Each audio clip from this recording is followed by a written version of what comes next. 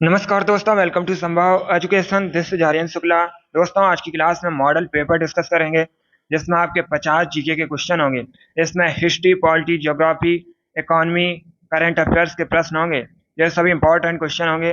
कुछ ऐसे क्वेश्चन हैं जो यूपी ट्रिपल एससी की परीक्षाओं में कई बार पूछे गए हैं। क्लास को आप लोग ध्यान से देखिएगा और जो एक्स्ट्रा फैक्ट बताए जाएं उसे भी ध्यान से सुनिए, क्योंकि परीक्षाओं में उनसे भी प्रश्न पूछे जाते हैं। एंड क्लास के अंत में अपना स्कोर जरूर बताइए कि आपके 50 में से कितने प्रश्न राइट निकले। सबसे पहले क्लास को लाइक करिए, अपने फ्रेंड ग्रुप सभी जगह शेयर कर दीजिएगा ताकि ज़्यादा से ज़्यादा लोग जुड़ सकें। और जो फ्रेंड इस चैनल पर नए हैं वो चैनल को सब्सक्राइब करेंगे, बेल आइकन को प्रेस कीजिए ताकि सभी नोटिफिकेशन आप तक पहुंच सकें। चलिए शुरू करते हैं आज की क्लास। क्वेश्चन नंबर फर्स्ट के लिए आंसर करिए। इंपॉर्टेंट प्रश्न है ये। क्वेश्चन आपकी परीक्षा में पूछा हुआ क्वेश्चन है, राजधानी संबंधित क्वेश्चन है। परीक्षाओं में एक क्वेश्चन राजधानी संबंधित पूछा जाता है। आपको बताना है जिम्बाब्वे की राजधानी क्या है। बताइएगा जिम्बाब्वे की राजधानी क्या है। ऑप्शन इस प्रकार है: ए न्यूयॉर्क, बी लुसाका, सी हरारे या डी ओटावा। सभी लोग क्वेश्चन नंबर फर्स्ट के लिए आंसर करिए। आंसर देते समय क्वेश्चन नंबर जरूर डालिएगा। आपको बताना है जिम्बाब्वे की राजधानी क्या है। गुड। इसका right answer option number C होगा, Harare. Yes, option number C correct answer है दोस्तों। जिम्बाब्वे की राजधानी हरारे है, so option number C correct answer होगा। अब देखिए, अगर हम ऑप्शंस की बात करें, न्यूयॉर्क यूएसए का शहर है, यूएसए की राजधानी वॉशिंगटन डीसी है। लुसाका जाम्बिया की राजधानी है। ओटावा कनाडा की राजधानी है। तो आप लोग इनके बारे में याद रखिएगा, क्योंकि यहाँ से एग्जाम में क्वेश्चन पूछे जा सकते हैं। क्वेश्चन नंबर फर्स्ट का option number C correct answer होगा। जिम्बाब्वे की कैपिटल हरारे है। आगे बढ़ते हैं।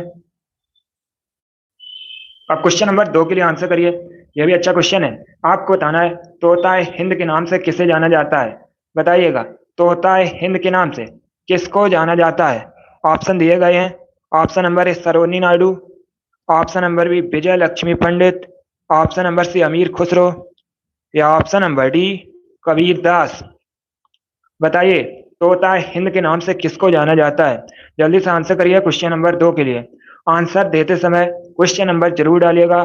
दोस्तों, डेली क्लास होती हैं आपके एग्जाम के लिए, तो डेली आप लोग सभी क्लासेस को ज्वाइन कीजिएगा। गुड, बहुत अच्छे। देखिए, इसका right answer option number C होगा, अमीर खुसरो को। Yes, option number C correct answer है, अमीर खुसरो को तोता हिंद के नाम से जाना जाता है। तो option number C correct answer होगा।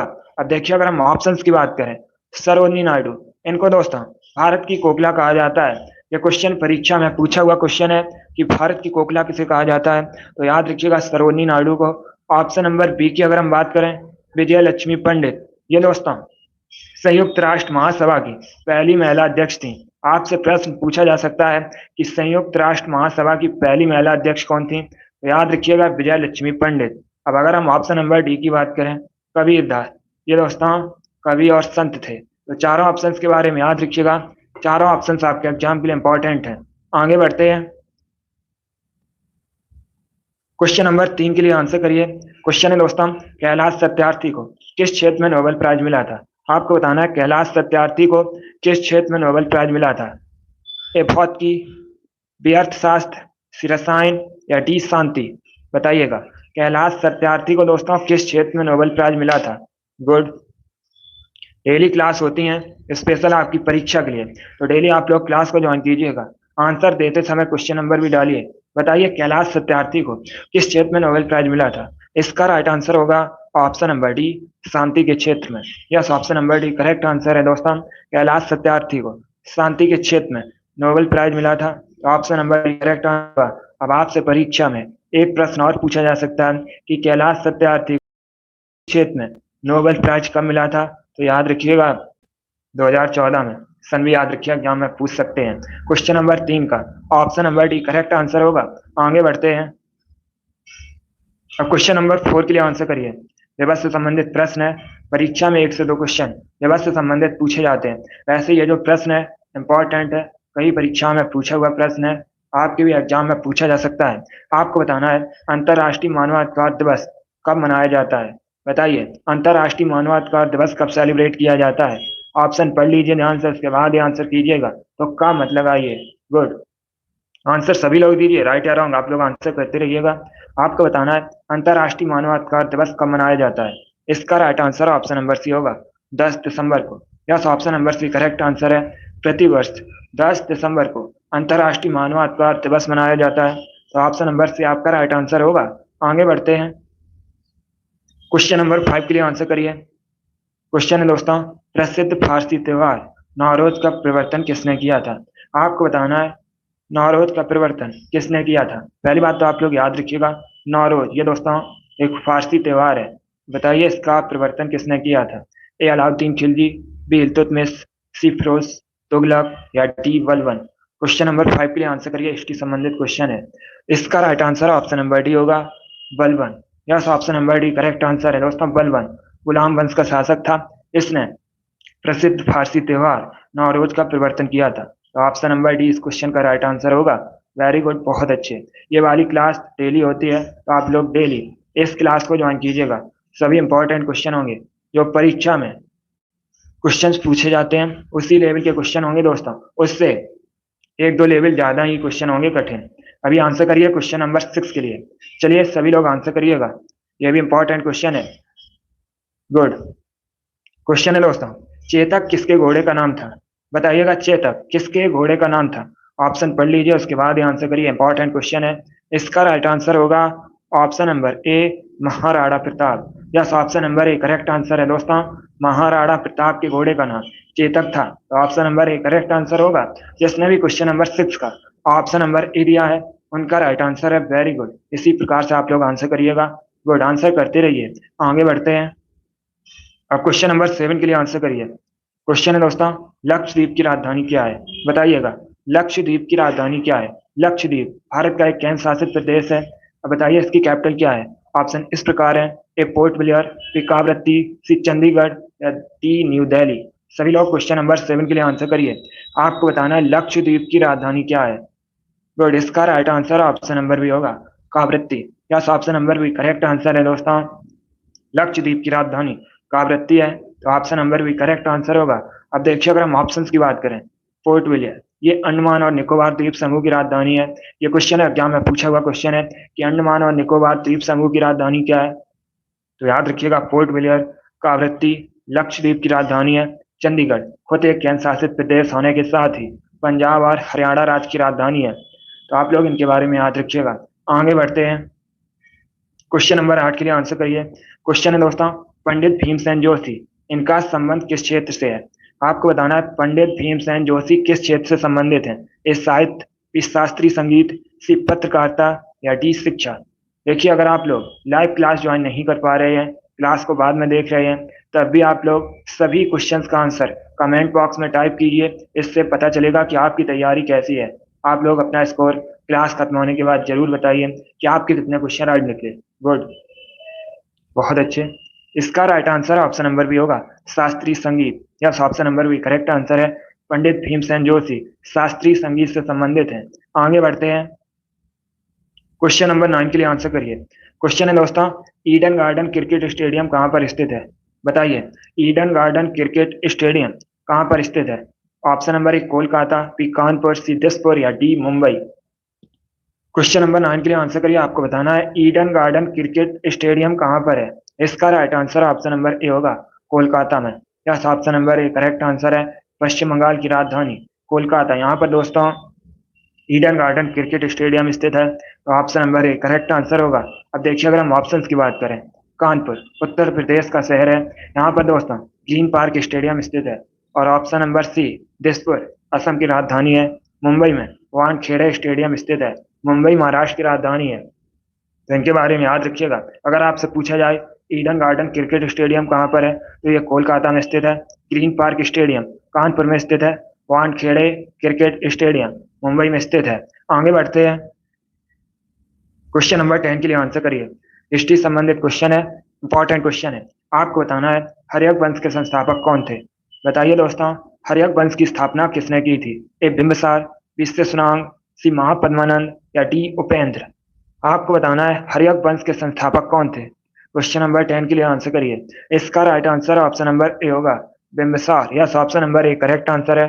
बिंबिसार ने हर्यक वंश की स्थापना की थी। तो option number A correct answer होगा। आगे बढ़ते हैं, क्वेश्चन नंबर 11 के लिए आंसर करिए। क्वेश्चन है दोस्तों, शाहनामा किसकी कृति है? आपको बताना है शाहनामा किसकी कृति है। जिसने अभी क्लास को लाइक नहीं किया, लाइक करिए और इसे ज्यादा से ज्यादा शेयर कीजिएगा। अगर आप चैनल पर नए हैं तो चैनल को सब्सक्राइब कीजिए, बेल आइकन को प्रेस कीजिए ताकि सभी नोटिफिकेशन आप तक पहुंच सके। इसका right answer option number A होगा, Firdausi. Yes, option number A correct answer है दोस्तों, शाहनामा फिरदौसी की कृति है। अब आगे बढ़ते हैं, क्वेश्चन नंबर 12 के लिए आंसर करिए। प्रश्न है दोस्तों, गोल गुम्बज कहाँ पर स्थित है?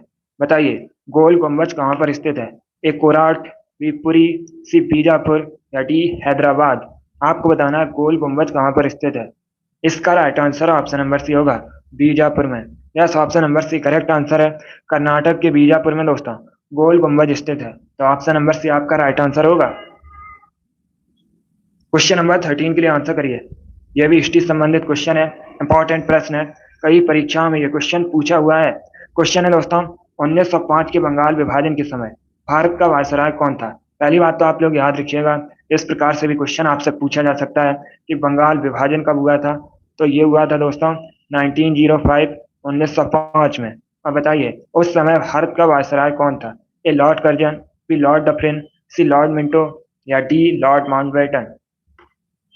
गुड, आपको बताना है 1905 में जब बंगाल का विभाजन हुआ था उस समय भारत का वायसराय कौन था? Right answer option number A होगा, Lord Curzon. Yes, option number A correct answer होगा। आगे बढ़ते हैं, क्वेश्चन नंबर 14 के लिए आंसर करिए, इंपॉर्टेंट क्वेश्चन है। क्वेश्चन है दोस्तों, स्वामी महावीर की माता कौन थी? आपको बताना है स्वामी महावीर की माता का नाम क्या था। बताइए क्वेश्चन नंबर 14 के लिए आंसर। वेरी गुड, स्पेशल आपके एग्जाम के लिए क्लास होती है, आप लोग डेली लाइव क्लास ज्वाइन कीजिएगा। गुड, इसका right answer option number C होगा, Trishala. Yes, option number C correct answer है दोस्तों, त्रिशला स्वामी महावीर की माता का नाम था। Option number C correct answer होगा। आगे बढ़ते हैं, क्वेश्चन नंबर 15 के लिए आंसर करिए। क्वेश्चन है, कोटा किस नदी के किनारे स्थित है? बताइए कोटा किस नदी के किनारे स्थित है। पहली बात तो आप लोग याद रखिएगा, कोटा दोस्तों राजस्थान का शहर है। अब आपको बताना है किस नदी के किनारे स्थित है। A Brahmaputra, B Ganga, C Gomti या डी चंबल। गुड, इसका right answer option number D होगा, Chambal. Yes, option number D correct answer है, कोटा चंबल नदी के किनारे स्थित है। क्वेश्चन नंबर 16 के लिए आंसर करिए। क्वेश्चन है दोस्तों, भारतीय पुनर्जागरण का जनक किसे कहा जाता है?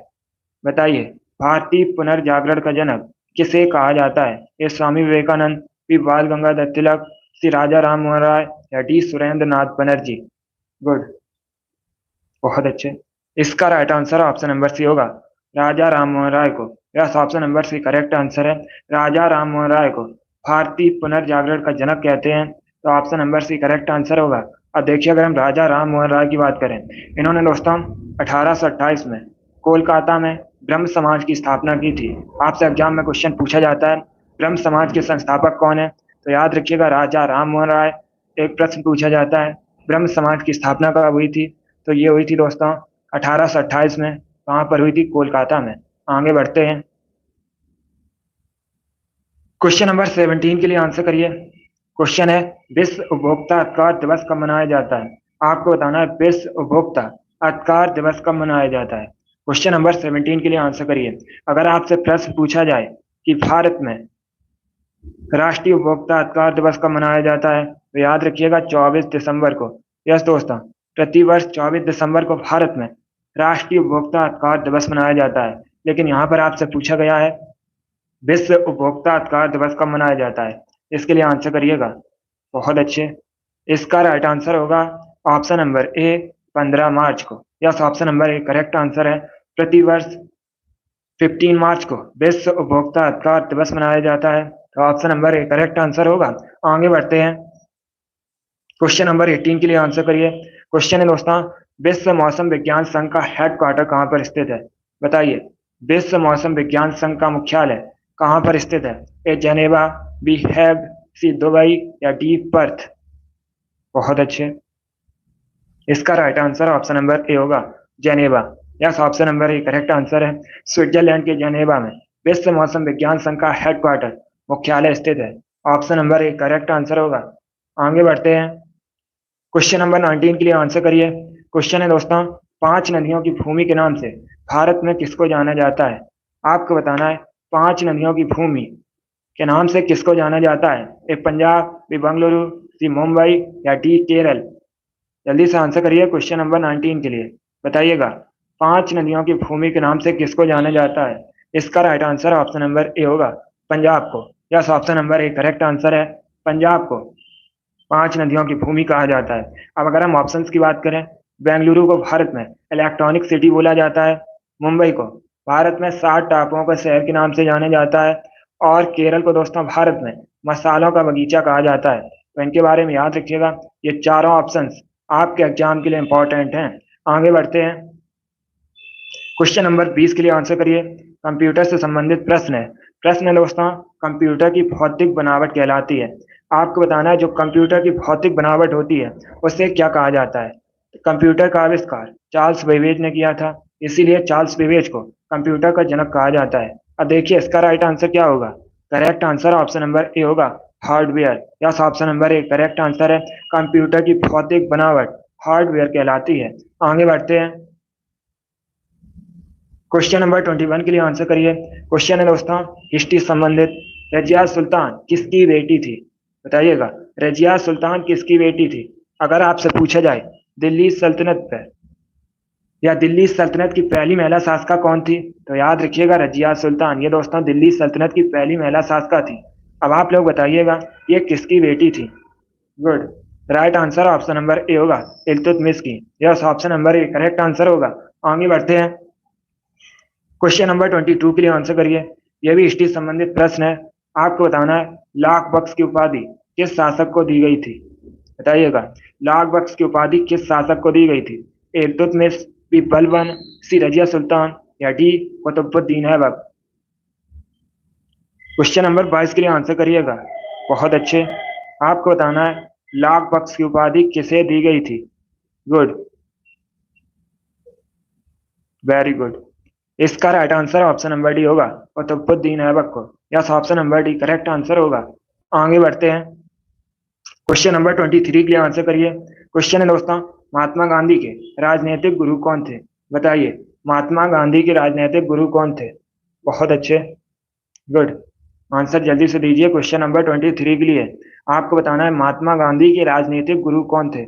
इसका राइट आंसर होगा option number B, Gopal Krishna Gokhale. Yes, option number B correct answer होगा, गोपाल कृष्ण गोखले महात्मा गांधी के राजनीतिक गुरु थे। आगे बढ़ते हैं, क्वेश्चन नंबर 24 के लिए आंसर करिए। क्वेश्चन है दोस्तों, राजस्थान का गौरव किसे कहा जाता है? ये 4 ऑप्शन दिए गए हैं। ऑप्शन इस प्रकार है, ए चित्तौड़गढ़, बी जयपुर, सी उदयपुर या डी अजमेर? अब बताइए इसमें से किसको राजस्थान का गौरव कहते हैं? गुड, इसका right answer option number A होगा, चित्तौड़गढ़ को। Yes, option number A correct answer है, चित्तौड़गढ़ को राजस्थान का गौरव कहते हैं। Option number A correct answer होगा। अब देखिए अगर हम ऑप्शंस की बात करें, जयपुर राजस्थान की राजधानी है, जयपुर को भारत में पिंक सिटी के नाम से जाना जाता है। अब अगर हम ऑप्शन नंबर सी की बात करें, उदयपुर, यह भी राजस्थान का शहर है, उदयपुर को भारत में झीलों की नगरी कहा जाता है। अब अगर हम ऑप्शन नंबर डी की बात करें, अजमेर, यह भी दोस्तों राजस्थान में है और अजमेर को राजस्थान का हृदय कहा जाता है। तो चारों ऑप्शंस के बारे में याद रखिएगा, चारों ऑप्शंस आपके एग्जाम के लिए इंपॉर्टेंट हैं। आगे बढ़ते हैं, क्वेश्चन नंबर 25 के लिए आंसर करिए। प्रश्न है दोस्तों, मिजोरम की राजधानी बतानी है आपको। बताइए मिजोरम की राजधानी क्या है? बहुत सरल क्वेश्चन है, जल्दी से आंसर करिए क्वेश्चन नंबर 25 के लिए। इसका right answer option number C होगा, Aizawl. Yes, option number C correct answer है, आइजोल मिजोरम की राजधानी है। अभी मैंने आपको बताया था दिसपुर असम की राजधानी है, पोर्ट विलियर अंडमान और निकोबार द्वीप समूह की राजधानी है, गांधीनगर गुजरात की राजधानी है। आगे बढ़ते हैं, क्वेश्चन नंबर 26 के लिए आंसर करिए। क्वेश्चन है दोस्तों, नंदा देवी चोटी किस राज्य में स्थित है? बताइए नंदा देवी चोटी किस राज्य में स्थित है? A Himachal Pradesh, B Uttarakhand, C Sikkim या डी उत्तर प्रदेश? इसका right answer option number B होगा, उत्तराखंड में।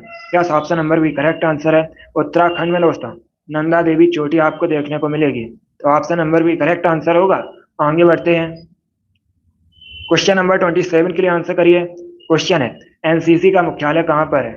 बताइए एनसीसी का मुख्यालय कहाँ पर है? एनसीसी, अगर आपसे इसका फुल फॉर्म परीक्षा में पूछा जाए तो याद रखिएगा, एनसीसी का फुल फॉर्म होता है नेशनल कैडेट कोर। अब बताइए इसका हेडक्वार्टर कहाँ पर स्थित है? Right answer option number A होगा, न्यू दिल्ली में। Yes, option number A correct answer होगा। एक प्रश्न और परीक्षा में पूछ सकते हैं आपसे कि एनसीसी की स्थापना कब हुई थी, तो याद रखिएगा 1948 में हुई थी। इसका हेडक्वार्टर न्यू दिल्ली में स्थित है। इसका फुल फॉर्म होता है नेशनल कैडेट कोर। आगे बढ़ते हैं, क्वेश्चन नंबर 28 के लिए आंसर करिए। क्वेश्चन है दोस्तों, जब संविधान बना था उस समय कितनी अनुसूचियां थी? यह भी पॉलिटी संबंधित क्वेश्चन है, इंपॉर्टेंट प्रश्न है। ऐसे प्रश्न परीक्षा में पूछे जाते हैं। आपको बताना है जब संविधान बना था उस समय अनुसूचियां कितनी थी। जल्दी से आंसर करिए क्वेश्चन नंबर 28 के लिए। इसका right answer option number B होगा 8। Yes, option number B correct answer है दोस्तों। जब संविधान बना था उस समय अनुसूचियों की संख्या 8 थी, तो option number B correct answer होगा। अब अगर आपसे पूछा जाए कि अभी वर्तमान में संविधान में अनुसूचियां कितनी हैं, तो याद रखिएगा 12। दोनों अलग अलग क्वेश्चन है। आगे देखते हैं, क्वेश्चन नंबर 29 के लिए आंसर करिए। क्वेश्चन है दोस्तों, पहली भारतीय मूक फिल्म कौन सी थी? आपको बताना है भारत की पहली मूक फिल्म कौन सी थी। चलिए क्वेश्चन नंबर 29 के लिए आंसर करिए। इंपॉर्टेंट क्वेश्चन ये भी है क्योंकि यहाँ पर आपसे पूछा गया है भारत की पहली मूक फिल्म का नाम। गुड, इसका right answer option number C होगा, Raja Harishchandra. Yes, option number C correct answer है, राजा हरिश्चंद्र भारत की पहली मूक फिल्म थी, तो ऑप्शन नंबर सी आपका राइट आंसर होगा। अब अगर आपसे पूछा जाए भारत की पहली बोलती हुई फिल्म कौन सी थी, तो याद रखिएगा आलम आरा। इंपॉर्टेंट क्वेश्चन है। आगे बढ़ते हैं, क्वेश्चन नंबर 30 के लिए आंसर करिए। बहुत अच्छे, दीपांशु, अभिषेक, ए, इन लोगों ने राइट आंसर दिया, वेरी गुड। अब क्वेश्चन नंबर 30 के लिए आंसर करिए। क्वेश्चन है दोस्तों, अंकोर वाट मंदिर कहाँ पर स्थित है? बताइएगा अंकोर वाट मंदिर कहाँ पर स्थित है? ये दोस्तों हिंदू धर्म से संबंधित मंदिर है। अब बताइए ये कहाँ पर स्थित है? A Thailand, B Malaysia, C Cambodia या डी म्यांमार। क्वेश्चन नंबर 30 के लिए आंसर करिएगा। आपको बताना है अंकोर वाट मंदिर कहाँ पर स्थित है। Nitesh, very good. इसका right answer option number C होगा, कंबोडिया में। Yes, option number C correct answer है दोस्तों। अंकोर वाट मंदिर कंबोडिया में स्थित है, तो option number C correct answer होगा। अब यहीं से आपसे क्वेश्चन और पूछा जा सकता है कि अंकोर वाट मंदिर जो कि कंबोडिया में स्थित है, ये बनवाया किसने था? तो ये दोस्तों इसका जो निर्माण है या इसको सूर्यवर्मन द्वितीय ने बनवाया था। आप लोग याद रखिएगा। आगे बढ़ते हैं, क्वेश्चन नंबर 31 के लिए आंसर करिए। क्वेश्चन है दोस्तों, दिल्ली सल्तनत की दरबारी भाषा क्या थी? आपको बताना है दिल्ली सल्तनत की दरबारी भाषा क्या थी। ए उर्दू, बी अरबी, सी फारसी या डी नन ऑफ दीज इनमें से कोई नहीं। बताइएगा दिल्ली सल्तनत की दरबारी भाषा क्या थी। गुड, आंसर सभी लोग दीजिए जल्दी से। बहुत अच्छे, इसका right answer option number C होगा, Farsi. Yes, option number C correct answer होगा। आगे बढ़ते हैं, अब क्वेश्चन नंबर 32 के लिए आंसर करिए। क्वेश्चन है दोस्तों, निम्न में से कौन सबसे बड़ा कोयला उत्पादक देश है? आपको बताना है विश्व में सबसे अधिक कोयले का उत्पादन कहाँ पर होता है। ए चाइना में, बी यूएसए में, सी भारत में या डी ऑस्ट्रेलिया में। चलिए क्वेश्चन नंबर 32 के लिए आंसर करिएगा। आपको बताना है विश्व में सबसे बड़ा कोयले उत्पादक देश कौन सा है। जल्दी से आंसर करिएगा, अच्छा क्वेश्चन है। इसका right answer option number A होगा, China. Yes, option number A correct answer है दोस्तों, चाइना सबसे बड़ा कोयला उत्पादक देश है, तो option number A correct answer होगा। आगे बढ़ते हैं, अब क्वेश्चन नंबर 33 के लिए आंसर करिए। क्वेश्चन है दोस्तों, भारत का सबसे पुराना संगीत वाद्य यंत्र कौन सा है? यह भी इंपॉर्टेंट क्वेश्चन है क्योंकि यहाँ पर आपसे पूछा गया है भारत का सबसे पुराना संगीत वाद्य यंत्र कौन सा है। ऑप्शन इस प्रकार है, बांसुरी, बी वीणा, सी तबला या डी सितार। क्वेश्चन नंबर 33 के लिए आंसर करिए। आपको बताना है भारत का सबसे पुराना संगीत वाद्य यंत्र कौन सा है। Right answer option number B होगा, veena. Yes, option number B correct answer है, वीणा भारत का सबसे पुराना संगीत वाद्य यंत्र है, तो option number B correct answer है। ए अभिषेक, नीतेश, इन्होंने राइट आंसर दिए, वेरी गुड। आगे बढ़ते हैं, अब क्वेश्चन नंबर 34 के लिए आंसर करिएगा। क्वेश्चन है दोस्तों, गुड दीपांशु, आपका भी राइट आंसर है। अब क्वेश्चन नंबर 34 के लिए आंसर करिए। क्वेश्चन है दोस्तों, दिल्ली स्थित लोटस टेम्पल किस धर्म से संबंधित है? पहली बात तो आप लोग याद रखिएगा, आपसे पूछा जा सकता है कि भारत में कहाँ पर लोटस टेम्पल स्थित है, तो याद रखिएगा दिल्ली में। अब बताइए ये किस धर्म से संबंधित है। ऑप्शन दिए गए हैं, ऑप्शन को पढ़ लीजिए, उसके बाद आंसर करिए। ए यहूदी, ज्यूस, बी पारसी, सी बाही या डी नन ऑफ दीज इनमें से कोई नहीं। इसका right answer option number C होगा, बाही। Yes, option number C correct answer होगा। आगे बढ़ते हैं। क्वेश्चन नंबर 35 के लिए आंसर करिए। क्वेश्चन, पीसा का स्मारक टावर किस देश में स्थित है? बताइएगा, पीसा का जो स्मारक टावर है यह किस देश में स्थित है? A France, B Poland, C Italy या डी जर्मनी। क्वेश्चन नंबर 35 के लिए आंसर करिए। आपको बताना है पीसा का स्मारक टावर किस देश में स्थित है। क्वेश्चन नंबर 35 के लिए आंसर करिएगा। गुड, इसका right answer option number C होगा, Italy. Yes, option number C correct answer होगा। पीसा का स्मारक टावर इटली में स्थित है। आगे बढ़ते हैं। क्वेश्चन नंबर 36 के लिए आंसर करिए। यह भी हिस्ट्री संबंधित क्वेश्चन है। आपको बताना है मराठा साम्राज्य में संभाजी कौन थे? बताइएगा, संभाजी मराठा साम्राज्य में कौन थे? ऑप्शन नंबर ए शिवाजी के भाई, ऑप्शन नंबर बी शिवाजी के दामाद, ऑप्शन नंबर सी शिवाजी के पुत्र या ऑप्शन नंबर डी शिवाजी के सेना प्रमुख। बताइएगा, मराठा साम्राज्य में संभाजी कौन थे? बहुत अच्छे, इसका right answer option number C होगा, शिवाजी के पुत्र। Yes, option number C correct answer है दोस्तों। मराठा साम्राज्य में संभाजी ये शिवाजी के पुत्र थे, तो option number C correct answer होगा। आगे बढ़ते हैं। क्वेश्चन नंबर 37 के लिए आंसर करिए। क्वेश्चन है दोस्तों, भारत में किसान दिवस कब मनाया जाता है? आपको बताना है किसान दिवस भारत में कब मनाया जाता है। आंसर करिए क्वेश्चन नंबर 37 के लिए। बहुत अच्छे, इसका राइट आंसर होगा ऑप्शन नंबर ए 23 दिसंबर को। Yes, option number A correct answer है। प्रतिवर्ष 23 दिसंबर को भारत में किसान दिवस मनाया जाता है, तो option number A correct answer होगा। आगे बढ़ते हैं। क्वेश्चन नंबर 38 के लिए आंसर करिए। क्वेश्चन है दोस्तों, टॉर्च में किस दर्पण का प्रयोग किया जाता है? ये भी अच्छा क्वेश्चन है। बताइए, टॉर्च में किस दर्पण का प्रयोग किया जाता है? ए अवतल दर्पण, बी समतल दर्पण, सी उत्तल दर्पण या डी नन ऑफ दीज इनमें से कोई नहीं। गुड, इसका right answer option number A होगा, अवतल दर्पण का। Yes, option number A correct answer है। इस बार सभी ने राइट आंसर दिया। आप लोग याद रखिएगा, टॉर्च में अवतल दर्पण का प्रयोग होता है। आगे बढ़ते हैं। क्वेश्चन नंबर 39 के लिए आंसर करिए। प्रश्न है दोस्तों, चंपारण आंदोलन कब प्रारंभ हुआ था? आपको बताना है चंपारण आंदोलन कब प्रारंभ हुआ था। जल्दी से आंसर करिए क्वेश्चन नंबर 39 के लिए। यह भी हिस्ट्री संबंधित क्वेश्चन है। इसका राइट आंसर ऑप्शन नंबर भी होगा 1917 में। यस, ऑप्शन नंबर भी करेक्ट आंसर है। 1917 में चंपारण आंदोलन शुरू हुआ था, तो ऑप्शन नंबर भी आपका राइट आंसर होगा। आगे बढ़ते हैं। क्वेश्चन नंबर 40 के लिए आंसर करिएगा। यह भी क्वेश्चन आपकी परीक्षा में पूछा हुआ क्वेश्चन है। आपको बताना है लोकटक लेक, लोकटक झील कहाँ पर स्थित है? ए तेलंगाना, बी मणिपुर, सी उत्तर प्रदेश या डी गुजरात में। बताइए, लोकटक झील कहाँ पर स्थित है? इसका right answer option number B होगा, मणिपुर में। Yes, option number B correct answer है दोस्तों। लोकटक झील मणिपुर में स्थित है। आगे बढ़ते हैं। क्वेश्चन नंबर 41 के लिए आंसर करिए।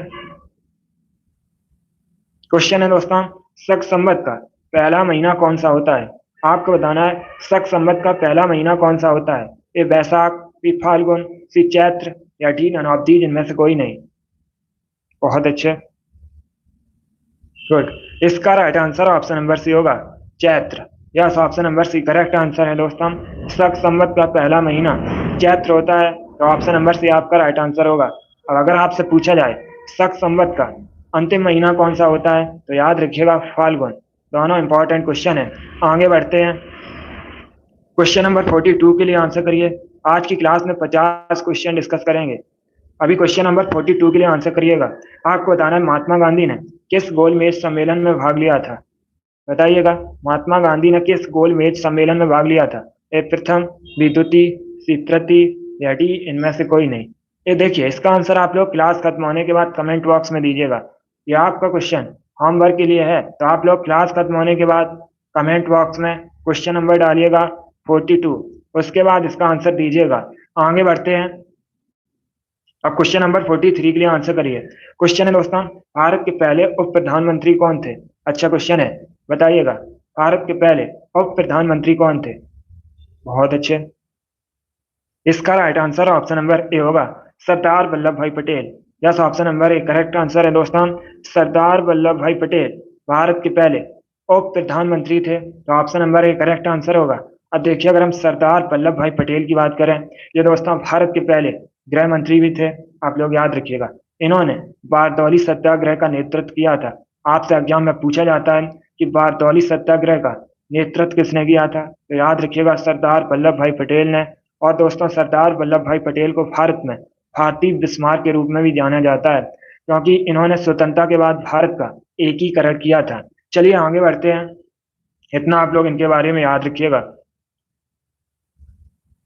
अब क्वेश्चन नंबर 44 के लिए आंसर करिएगा। इंपॉर्टेंट क्वेश्चन है, क्योंकि यहाँ पर आपको बताना है पहली भारतीय महिला का नाम जिसने ऑस्कर पुरस्कार जीता था।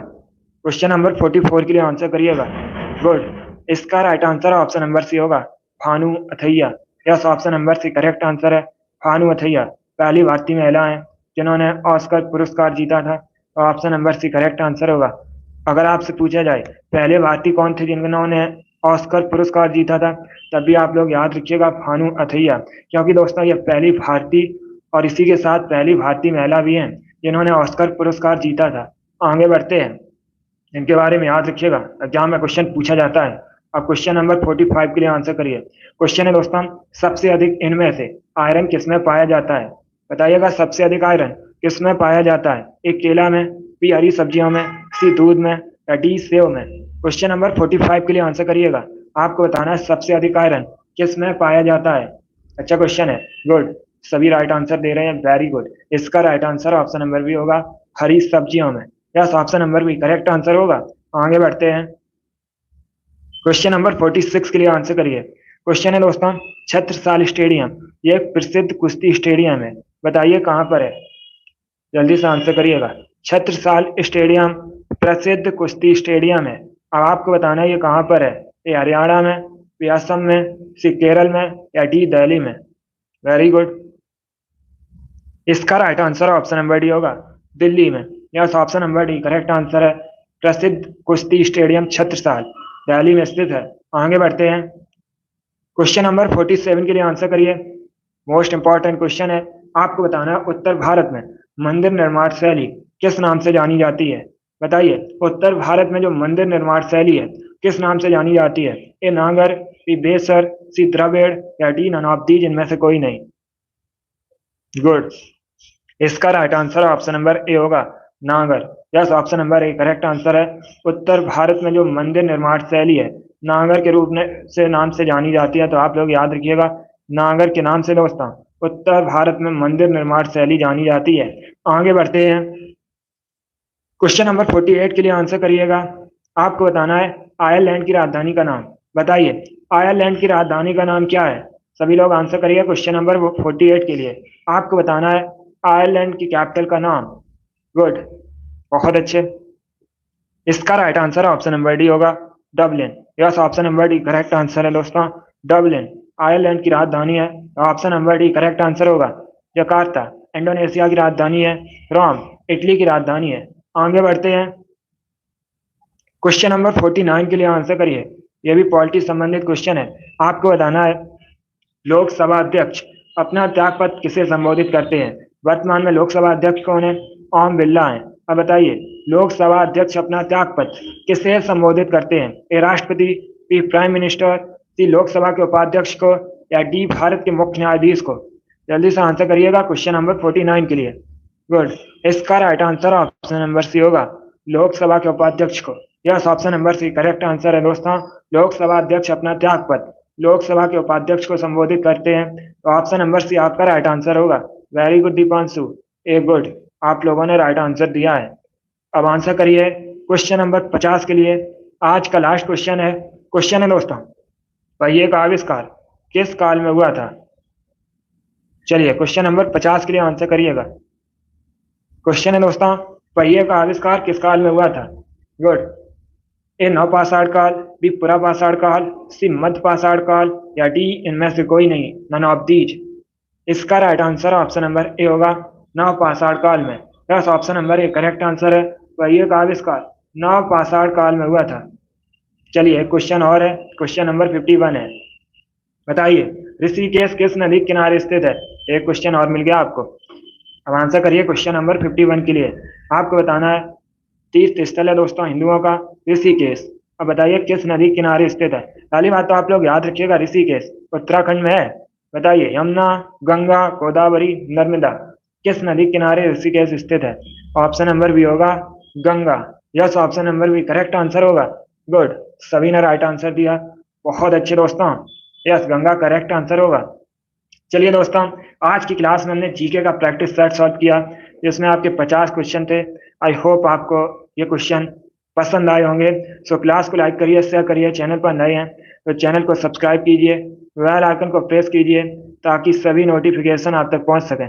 डेली आपकी क्लासेस होती हैं स्पेशल आपके एग्जाम के लिए, तो डेली आप लोग सभी क्लासेस को ज्वाइन कीजिएगा। चलिए इसी के साथ मैं आपको मिलूंगा अगली क्लास में। Thank you guys, thank you for watching. God bless you all.